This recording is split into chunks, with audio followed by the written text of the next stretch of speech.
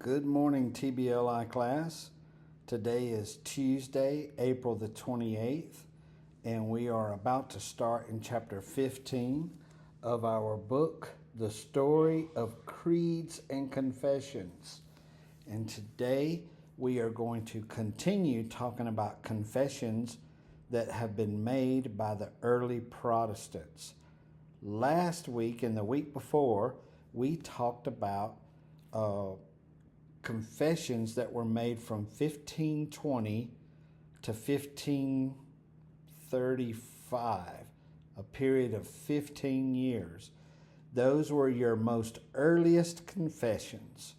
Remember that Martin Luther, he nailed his 95 Theses on the church door in Wittenberg in 1517. And then in the last 2 weeks, we started talking about the confessions that were made by Martin Luther, Ulrich Zwingli, and the Anabaptist. Now, you should have just taken a test on chapter 14, and Jade is the one who gave you the test, and she will give me the test when I return at the end of this week to Taiwan, and I will grade those and have those ready for you next week. Now, let us get on with chapter 15, and we are going to try to cover chapter 15 a little bit quicker than we did in chapter 14.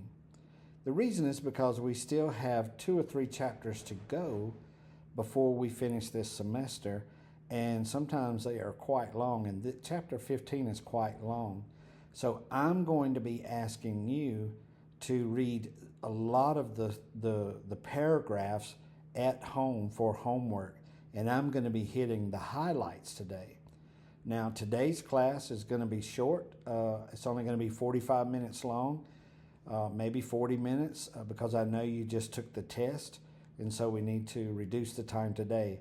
Starting tomorrow, we'll go back to our super long 2-part, 1.5-hour classes. Now, if you have your syllabus that we gave to you, please open it up and look at chapter 15, the new generations of Protestant confessions. Last week and the week before, we looked at the confessions from 1520 to 1535. And in this chapter, we are going to look at the confessions between 1535 and 1560. So this is the second generation of confessions. This is going to cover a 25-year period, everything that we talk about. Now, in paragraph 2, down at the bottom, it said, the very last sentence at the bottom, it says, our focus, this is these guys, the guys that wrote this book, Donald and Ryan. Donald and Ryan says, our focus in this chapter then is how Protestant confessions continued to unify these early Protestant groups internally, expressing their central beliefs, and also how the Protestant faith began to spread out into these new regions. So the confessions in this second generation are meant to get everybody on the same page, thinking the same thing, so that they can keep unity and stop always dividing. They didn't want to be continuously dividing. They didn't want to be reformed in every generation. And so they were trying to come up with confessions for the Lutherans that everybody agreed with. And I guess by the same token, Zwingli or his followers down in the Swiss areas, they were also trying to do the same thing, write confessions that everybody agrees with. And I'm assuming some of the Anabaptists tried to do the same thing too. We'll see as we read this chapter 15. So remember that this is from the year 1535 until 1560, covering a 25-year period, and this is talking about the confessions that were written during that time. And we're not going to be able to cover all of them. I mean, there's just too many of them. But we're going to cover the main ones, okay? And later on, we're going to see the introduction of some French reformers. We haven't really talked about French reformers, Fagorin. We haven't really talked about that. So, anyway, we're going to go to paragraph 3, and we're going to look at a final confession by Luther. A final confession by Martin Luther. And the reason that we say that it's final is because he's not going to live long enough to do anything else. Okay? So in paragraph 3, the writers of the book, they want to make sure that you understand that the Catholic theologians or apologists, they always claimed that Protestantism, that's those who protest the Catholic religion, Protestantism was a religion of rebellion. Yeah, those guys are bad guys. They rebel against the truth. That's what the Catholic Church was always saying about any group, whether it's Luther, Zwingli, or any of the Anabaptists.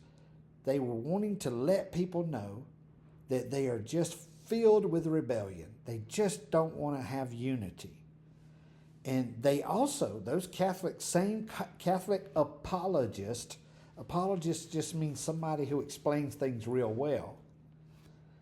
They maintained that justification without works, well, that was a gateway to citizens without obedience.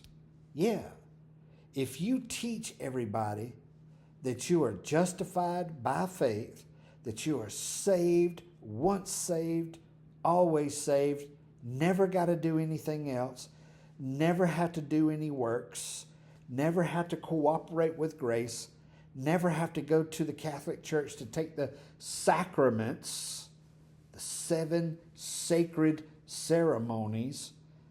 Children may not need to be baptized as an infant.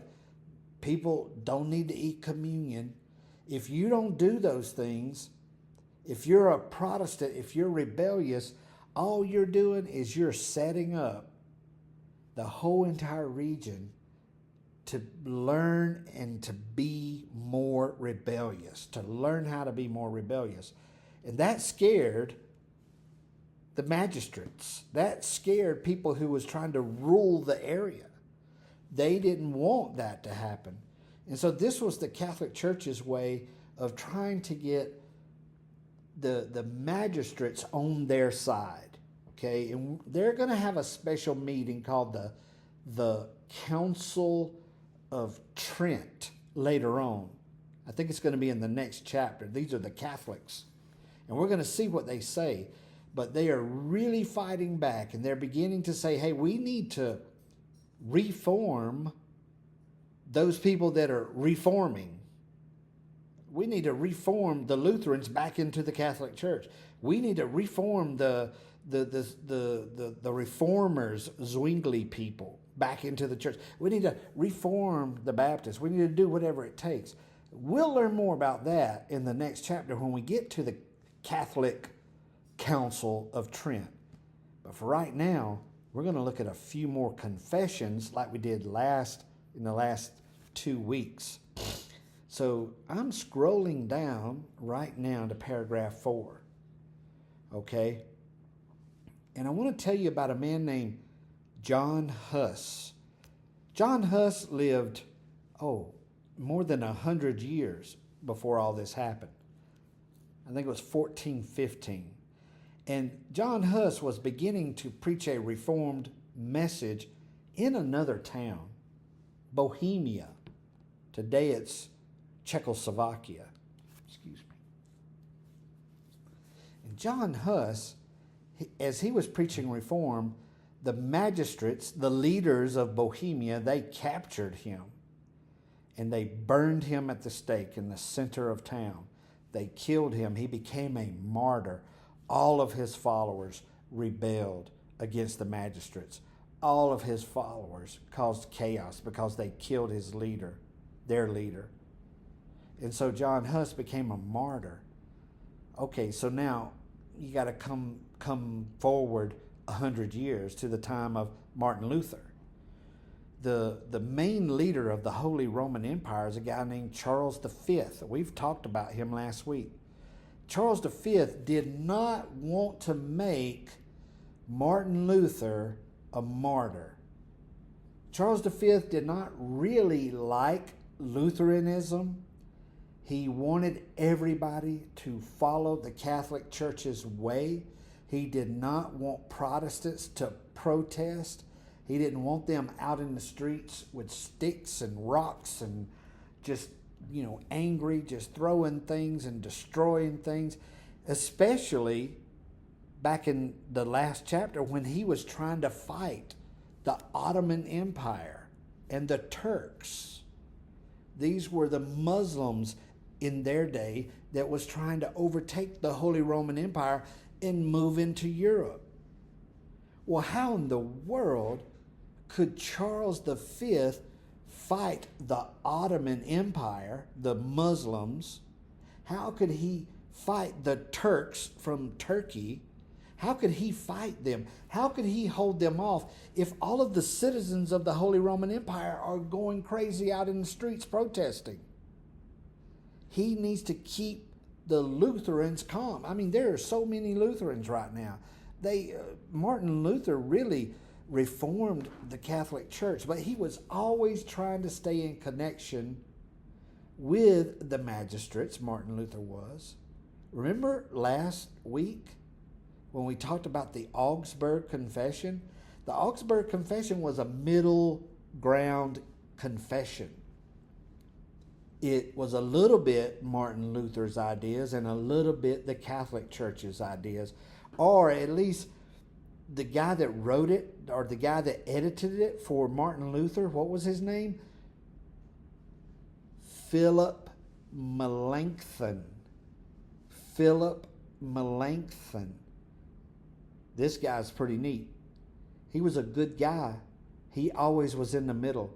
He wasn't really strict and hard like Martin Luther, but he didn't believe the way the Catholics did either. But Philip Melanchthon edited the Augsburg Confession before Martin Luther's trial began.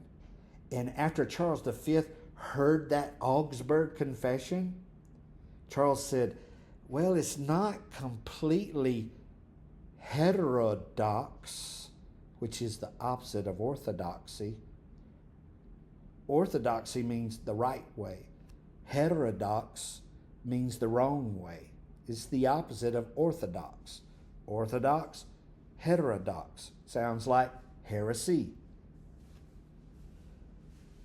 So Charles V wanted Luther to behave, and he was glad to hear the Augsburg Confession because it sounded like Martin Luther was trying to keep all the magistrates calm.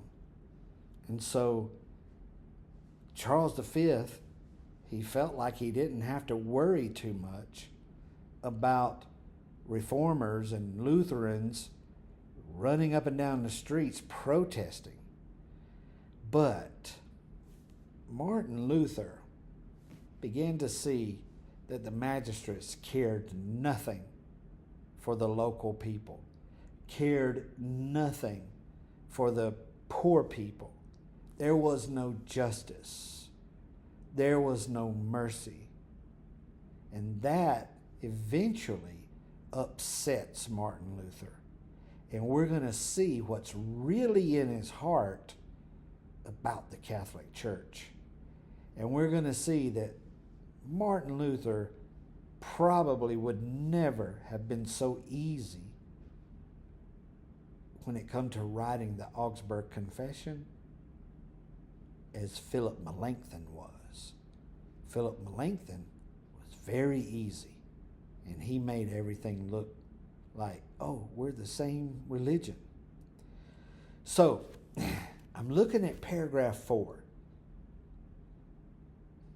It says that in the previous chapter, we looked at the initial success of the Augsburg Confession as Charles V cautiously admitted that the Lutheran message was tolerable or not so heterodox. Although he fumed, he was angry in private that he could not pull out the roots of this heresy, Lutheranism. Yeah, Charles V thought that Lutheranism was really a heresy. It was bad for the citizens. But Charles needed to keep the princes of Germany unified against threats from the Ottomans and France, and Melanchthon's careful wording in that confession made it possible to avoid war between Catholic and Protestant princes. There was also the issue of Luther himself. Now he's a celebrity and a hero to the Protestants all around Europe, even to those who disagreed with his theology, and even a symbol of German pride. Charles knew the story of John Huss, whose execution in 1415 had made his followers so angry, and they rebelled against the Pope and the Empire. Charles did not want to make another martyr out of Luther. Guys, you got to read all these paragraphs. You got to read paragraph 1 all the way to the paragraph where we finished today. Now I'll let you know how far that is. Now, down in paragraph 5, the Lutherans, however, were not foolish enough to think that Charles would always have the patience of Job. You remember Job in the Old Testament. He was so patient. Thus, the Lutheran princes, these are the magistrates that followed Luther, they wanted to start a new army, an army that just took care of Lutherans. It's called a defensive league. They were not going to fight. They were not going to fight the magistrates, but they were going to defend the Lutherans and the poor people. They were going to, if the government did not take care of them, they were going to protest. If the government tried to do something bad to them, they were going to protest. They were not going to fight back. They were just going to defend themselves. And later, this league, League, which is an army, it's a group of men, maybe women too, with sticks and rocks or whatever they needed to defend themselves. They're gonna be called the Schmalkaltic League. Can you say that word? Schmalkaltic League. Just like last week, I did it again. I know this is funny. Schmalkaltic. Schmalkaltic. Schmalkaldic. That's a place. That's the name of a town, Schmalkalden. But this is the Schmalkaldic because it's an adjective. It's the Schmalkaldic League, or a little army, a small army that is going to help defend the poor people and the Lutherans against abuses of the magistrates. Okay. Now, the formation of this league actually was very bad. When they gathered this league together, at least in principle, since it involved imperial princes like Philip of Hesse, John of Saxony, because it included those magistrates and citizens uniting under a potential banner of war, it made it look like this was a really illegal thing to do. And so this is going to make Charles mad. Now in paragraph 6 down at the bottom, in 1531, Luther changes his position to allow for defensive resistance led by princes in order to repel Catholic armies. Whoa, we got Catholic armies fighting Lutheran armies in the streets. Are you serious? We have religious wars, small religious wars going on. Although not outright rebellion. Luther didn't want them to be rebellious in the beginning. And he didn't want them to really be fighting too hard. He just wanted them to defend themselves. And Luther argued that if attacked, now if they attack you, then, and the Lutheran princes, that means those magistrates that were Lutheran, if they gave the order to go on the offense, then it was allowable to pick up sticks and rocks to pick up swords and knives, and you could fight the magistrates of Germany. Can you imagine? What if that happened in Gongliao? What if that happened in Taipei, where you have a major... What if Ling Liangtong did this? What if they picked up rocks and swords and knives and they fought against the police in New Taipei City? Now, I know that would probably never happen today in Taiwan, but you see my point. That's what it felt like. Now, down in paragraph 7, Luther, what was happening here is that as all this was happening, Luther knew that he was going to need a new confession, that the Augsburg Confession was no longer accurate, even though Philip Melanchthon was his number one Tuan Dao, his associate pastor, his great friend, and he really liked him a lot. Martin liked him. Martin loved Philip Melanchthon. But the Augsburg Confession was just too soft. And Martin Luther just felt like, man, this is just getting out of hand. We got to do something. We really need to do something big. And so Luther allowed this Schmalkaltic League, he allowed it to continue being built, to be put together. And he's going to he's going to write up a new confession. Okay, so he draws up in paragraph 7, Luther drew up these articles because John of Saxony, one of the magistrates, said, you need to do this, man. You need to have a new confession. It needs to be strong, and it needs to go against some of these magistrates because what they're doing to us is not right. And so it was agreed upon in a small town called Schmalkalden, D-E-N, Schmalkalden, like Schmalkalden Gongliao, or like Fulon Gongliao, there's a Schmalkalden Gongliao, or Schmalkalden Germany. And so he begins to draw these up. And down in paragraph 8, in the second sentence, it says the balanced language of the Augsburg Confession. Oh, so sweet. Yes, very balanced. The Augsburg Confession, the one that Philip Melanchthon edited, the one that was made to be very soft and gentle so the Catholics wouldn't get too mad. And remember last week we talked about the Anabaptists. They didn't like the Lutheran Augsburg Confession because they didn't feel like the Lutheran Reformation went far enough. They felt like, man, Luther in a lot of ways is just like the Catholic Church, baptizing those children, believing that Jesus is right there in that bread and wine. Just like the Catholics, that's what they thought. Remember them? The Anabaptists? The Radical Reformation? Well, anyway, the balanced language of the Augsburg Confession gave way to rhetoric like that of the 1520s, as Luther no longer believed that there could be any positive outcome to a church council with the Catholics. I'm tired of it. I'm sick of it. I've tried to make the Catholics happy, but I just cannot do it.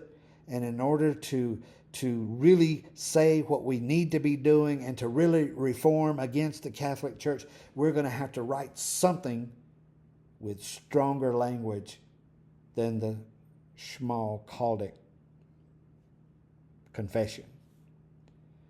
And so he probably, I'm guessing, looks at Philip Melanchthon and probably puts his arm around him and says, I love you, brother, but listen, you need to sit down and let me write this one.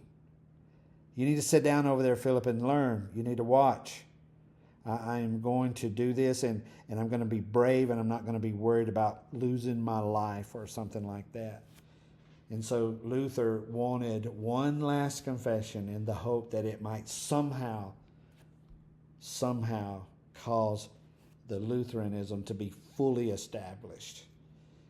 Now, down in paragraph 9, we see in the second sentence, or starting with halfway the first sentence, but there are several features of the Schmalkaltic Articles that deserve our attention.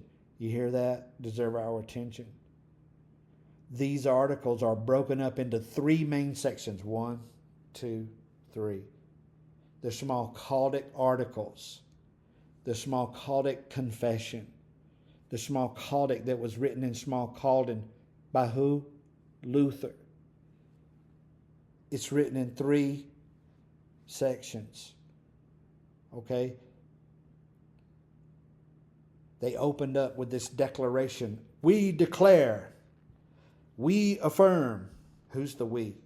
Us Lutherans. All of us Lutherans, the hundreds of us, the thousands of us. We declare in the very first article, this one on top, 1, 2, 3, in the Schmalkaltic Articles, 1, 2, 3. Okay, so the Schmalkaltic Articles had three sections, and this is the first part. We declare, us Lutherans, we affirm, just like Catholics, the three central creeds. What creeds? We affirm the Apostles' Creed. Yes. We affirm the Nicene Creed. Yes. And we affirm the Athanasian Creed.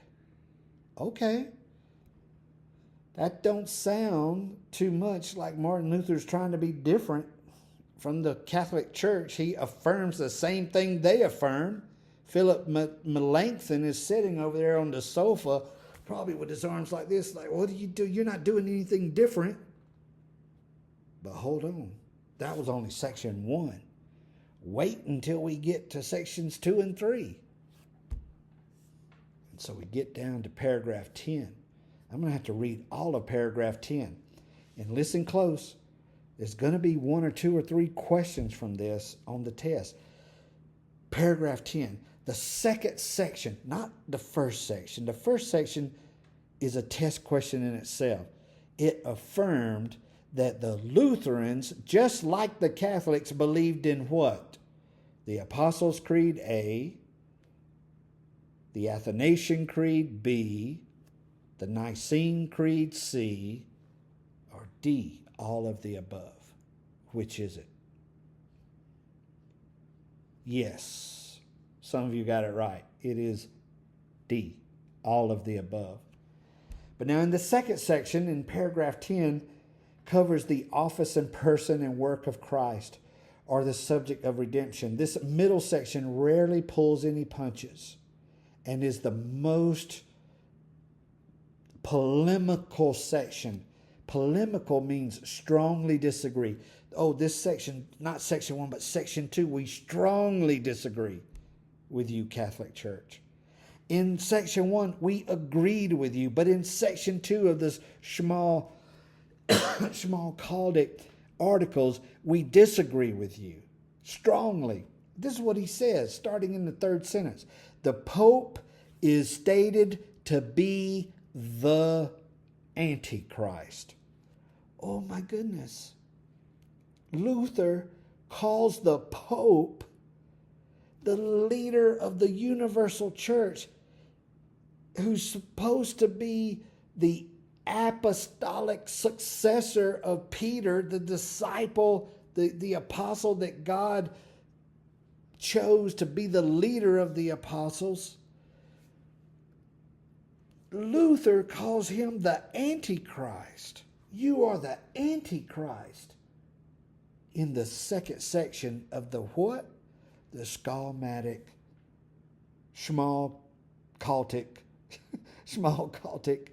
Articles. And the Mass, the Mass, the bread and the wine, it's nothing else but a human work, Luther says. Even a work of evil scoundrels. Now he's talking about the Mass in the Catholic Church, not the Mass that he takes. Because the Mass in the Catholic Church, even though they believe that Jesus is in the bread and wine, they believe a little bit different.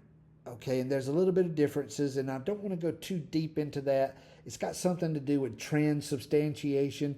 It takes the Catholic Church, it takes the Catholic table, it takes the Catholic bread and the Catholic wine and the Catholic priest. It takes all that to make the bread and the wine transfer to become Jesus. That way, you got to have the Catholic Church to be forgiven of sin. And he says that that was just created. It's a human work. It's evil. Still, this section has one of the more substantial declarations on justification, in that it writes that faith alone justifies us. Whoa. We don't need to cooperate with grace anymore. We don't need the 7 sacraments of the church anymore. We don't need to go to confession anymore. We don't need to do penance anymore. We don't need to worry about purgatory anymore. We are saved by faith alone. That's what Martin Luther is saying in section not 1, not 3, but section 2. Wouldn't that be a good test question? What does it say in section 2? A, Pope is the Antichrist. B, the Mass is a human work. C, I don't know. D, I don't know. Which one is it? Is it all of the above? Is it none of the above? Still, this section has one of the more... Oh, I read that one already. Not only do we rarely see such language from the Reformation, but we should also note how infrequently confessional texts mentioned in this slogan form. Luther famously added the word alone. Luther added the word alone. We are saved by faith alone. That is not in the Bible. If you ever hear anybody quote, you are saved by faith alone, that is an addition made by Martin Luther in 1520-ish, somewhere along in there. It's not biblical. Martin Luther added it because when he studied it, this was his comment. This is his eisegesis. And can you imagine the church, the Catholic Church? Like, who do you think you are? You're just going to, 我觉得应该是这样子。我觉得我们要加这个 alone. Oh, that could be part of the test question. So, it's a slogan. He created a slogan, a logo. Like he wanted people to remember, we are saved by faith alone. We are saved by faith alone. Okay. So when he was translating the German Bible, he was the one that translated the German Bible the first time. And he even added the word alone in his translation, which was not in the original that he was looking at. Nothing in this article, he says, can be given up or compromised. On this article rests all that we teach and practice against the Pope. We teach and preach that the Pope is the Antichrist. We teach and preach that we are saved by grace alone. We teach and preach that the Catholic Mass is made up by evil scoundrels. That's section 2. Section 1 says, oh, but we agree with what? The Apostles' Creed, the Nicene Creed, and the Athanasian Creed. So now we got section 1 and section 2 covered. Section 1 is okay. We like section 1, says the Catholics. But the Catholics cannot like section 2. I think they're ready to go arrest Luther now. They must be. We need to arrest this guy. I mean, he's calling the church the Antichrist, the Pope. So we get down to paragraph 11. Other than covering the typical issues of the Reformation, like monasticism, celibacy. Monasticism is when you go live in a monastery. And celibacy, that's when you never can get married. And the like, other things like that. He did cover that in section 2. Luther states that the Mass could be the most important issue discussed at any council. The problem arose because he admits the Lutheran position is that the Mass is nothing else than a human work, even a work of evil scoundrels. If the Mass falls, if we delete the Mass, then the whole Catholic Church falls. The papacy falls with it. Because the Catholic Church had told people over the years that you have to have the prayers of the priest The prayers of the papacy, the prayers of the Pope must be prayed over that bread and wine so that it could transubstantiate, so that it can change into the substance of the body of Christ. Therefore, requiring someone, in order to be forgiven of their sins, they must go to the Catholic Church. And Martin Luther knew that if he was going to reform the Catholic Church, that he had to change this way of thinking in anybody who would become a Protestant. You got to change it. Because as long as the population is walking around on the streets thinking, I must go to Mass, I must go to Mass, I must go to Mass. As long as they're doing that, then they're going to be drawn into the Catholic Church because they think that it takes the Catholic priest in order to make Jesus be in that bread and wine. Transubstantiation. The Mass included a doctrine called transubstantiation.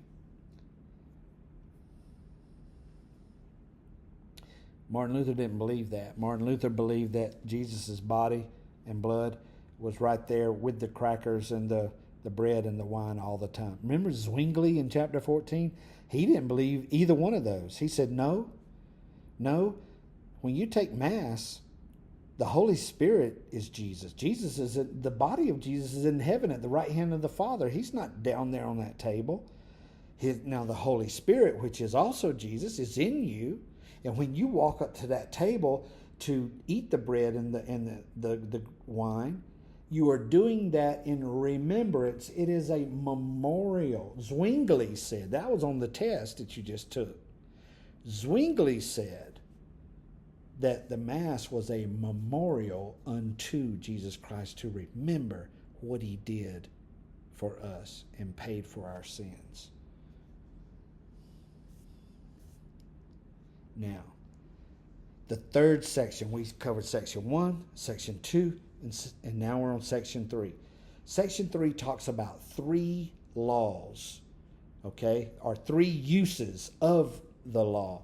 Now, when I say the law, I mean not the law of Germany or Swiss, but the law right here in the Bible, Leviticus. And really not just Leviticus, but all 5 of the books that Moses wrote. That's the law. I mean, when they would study, Genesis, Exodus, Leviticus, Numbers, and Deuteronomy, there are legal commandments in the whole thing, all of it. Thou shalt love the Lord thy God. That's in Deuteronomy, I believe, and it's also in another Exodus maybe.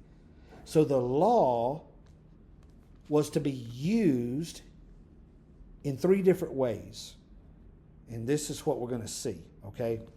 The first use of the law is in chapter 12, right in the middle where it says, first, the law is useful. Find that right in the middle of paragraph 12. Paragraph 12, 1, 2, 3, 4, 5, 6, 7, 8, 9. 9 English sentences down. First, the law is useful to restrain sins by threats and fear of punishment. We can remember the first use of the law by the analogy of a bridle, that thing you put in the horse's mouth and you tie the ropes back there, and the guy rides the horse and he's holding that bridle. He uses that to guide the horse. And so the bridle, this rope thing and this mouth thing, all that's called the bridle. Johnny, how do you say that? Anita, how do you say horse bridle? How do you say that in Chinese? Okay, that's the bridle. Well, that's used to turn the horse left or to turn the horse right. So Martin Luther, in the 3rd section of the Schmalkaltic Articles, not the 1st section, that's the one where they agree with the Catholic Church on what? The Apostles' Creed, the Nicene Creed, and the what creed? Yes, the Athanasius Creed. That will be a test question. It has to be. But then you get down into section 2, and that's where Martin Luther says, but the Pope is the Antichrist. And Mass should be illegal. It's a bad thing. And the priest should be able to get married. And all of those things that he says in section 2, it's written right there. You got to read those paragraphs for homework. You got to know those things, okay? Because those are the most important things that we're going to see in this second generation of reformers or confessions. Okay, so the first law, you can look at it like a bridle. The law is used not for salvation. Martin Luther is not trying to save people, but he's saying you can use God's law in the Torah, the first 5 books, to restrain humanity in its wickedness. In other words, this use of the law we might today describe as the political use of the law. Like, hey, police, you can use this law. You can use the Bible law, okay? Whereby it is used to go buttress, to partner with civil action against murder, theft, and so forth. Okay, you murdered somebody, we're going to use God's law to bring justice to you, okay? Few Christians today will speak of biblical law in this light. We don't do that today because so many areas and so many regions are not Christian. They will have some laws that just coincidentally look the same as God's law, but they won't follow God's law. They will just be following their own heart, their own thinking of what is right and what is wrong. But when you follow God's law, Martin Luther said, it's okay. You can do that. Police, you can do that. Magistrates, you can do that. We believe the magistrates should be able to use God's law into telling the people what is right and what is wrong. And back in those days, everybody was either Catholic or Protestant, so it didn't matter. There was no Muslims right in the town. There was no Buddhist. There was no Hindu right in the town. Everybody was Catholic or Protestant. So it was very easy to say, yeah, let's just use the law, God's law, to show justice to everybody, whether they're saved or not saved. So the first use of the law, Martin said that the magistrates can use that to control the population. Now, when you get down to paragraph 13, we come to the second use of the law. All right, and this one is for salvation, okay? He's saying that in the church, we should be able to use God's law, this right here, to lead up to salvation, to show people just how bad they are so that they can see the need for salvation. However, he writes the chief function or power. This is in paragraph 13. Power of the law is to make original sin clear. He wants everybody to understand that original sin infestes everybody. That's his goal. He wants everybody to say, hey, I was born with sin. What am I going to do about it? And show the man to what utter depths of his nature has fallen and how corrupt he has become. If the first use is a bridle, the second use of the law can be understood as a mirror. And so in the church, the pastor will hold up a mirror, metaphorically speaking, not a real mirror. He'll hold up a mirror and let everybody look into the mirror. And the mirror suggests a perfected human being, a perfect Jesus Christ. And then when you look into that mirror, you see that you're not the same. You see that you're fallen in nature. You reflect on your internal sin, your immoral thoughts, your actions and your addictions, the things that you know that are there that you don't want to be there. But the pastor needs to show you the law. He needs to show you, thou shalt not do this. Thou shalt not do that. You should not do this. Martin Luther, that's how he would preach. The first half of his message was always from the law, the first 5 books of the Bible. Showing people. I mean, by the time he got finished with his congregation, everybody thought they were just terrible people. But he would then bring in Jesus in the second half of his message. And he would show everyone just how much Jesus loves them, even in their sin, and that he is willing to cover over their sin, and that he is willing to impute grace upon them and show them mercy and give them favor. I mean, everybody just would feel the love in the second half of Martin Luther's message. And they would just think to themselves, oh my God, what a God. What a God. And since we all fall short of this standard, we despair in our works and cling to Christ's work in faith. And Martin Luther said, when you look into that mirror and you see that Jesus Christ has given you grace and has covered over your sin, that's when you will start hugging Jesus. Your focus will not be on your righteousness and how you can use Christian living to overcome all of your problems, but instead, your focus is on the work that Jesus Christ did for you on the cross. But you got to show them the law first. This is the second use of the law. And the purpose is, in the church, use this law, use the 5 books, the Torah, use that to preach what people are doing wrong, how people have fallen short, how people do not represent the glory of Christ, and how people cannot climb up to God. Use the law. And then, and only then, you move to the New Testament. And then you begin to show the grace. But Jesus loves you. But Jesus imputed grace to you. But Jesus has fully justified you and sanctified you. Oh, what a glorious day. You just want to go up and hug Jesus. Thank you, Jesus. You did all the work.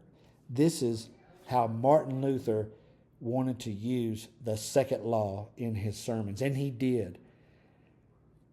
Luther argues that the law was meant to expose our self-righteousness by holding up the perfect standard. Since we fall short of this standard, we despair in our works and we cling to Christ's work in faith. This process of the law, revealing sin, driving us to the cross, Luther explains, is located almost exclusively in the preached word. You can find this all over the Bible. If you look anywhere in the Bible, you can see that we should use the law to show people how utterly lost we are, and then use the New Testament to show them the grace that we've received even though we are lost. This analogy of the mirror is important because it clarifies Luther's message. He was not opposed to the law, but he resisted using the law as a guide for Christian living or good works. We preach Christian living all the time in our churches.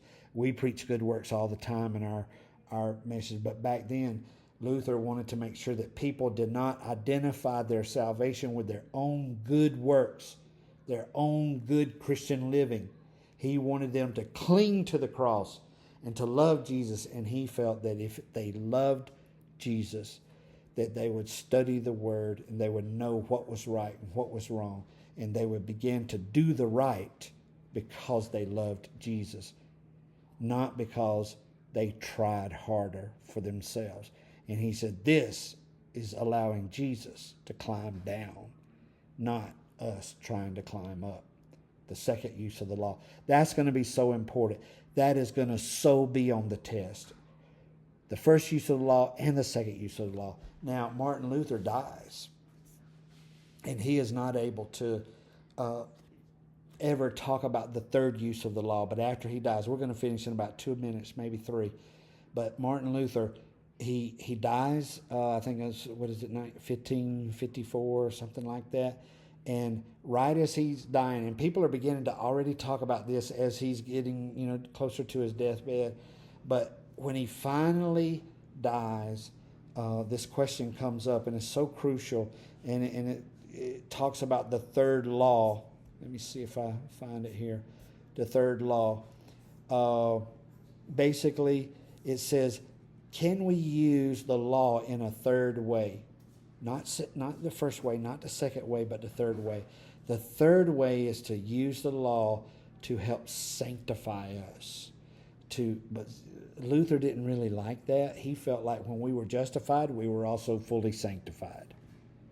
And that, our good works would naturally follow if we were really justified. If somebody got saved and got baptized and they continued to sin and continued to do bad works and never did change, he would say, well, you never was a part of us.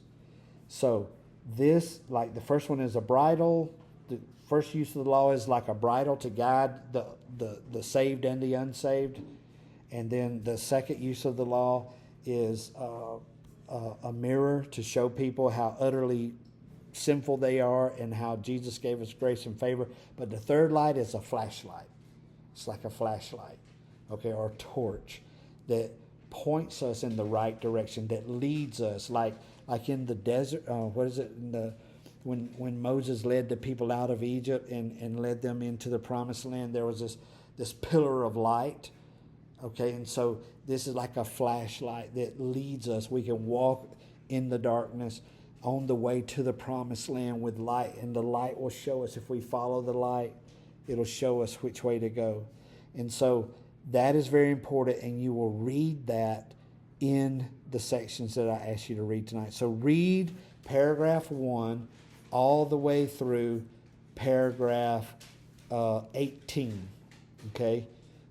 Paragraph 18. Read paragraph 18. And then we'll stop there, and we'll keep it short today because you guys have taken a test, and I know I'm already getting into the time. Matthew is going to be leading you, I believe, in Ezekiel this morning in the Berean room. It may be Jeremiah or Ezekiel, I'm not sure. Maybe Isaiah. But anyway, he's going to be leading all of you in the last part of the eschatology class.